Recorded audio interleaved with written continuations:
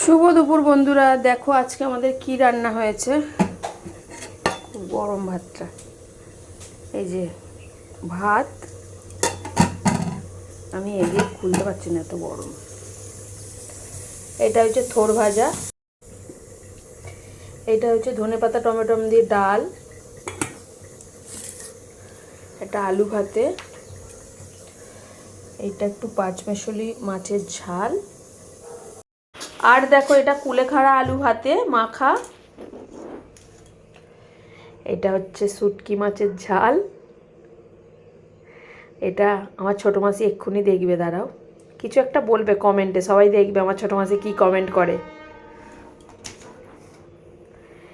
আর এটা হচ্ছে জলপাইকে সিদ্ধ করে ওর মানে শাঁসটা বের করে তারপরে চাটনি হয়েছে। ব্যাস, আজকের মতো এইটুকুই, টাটা।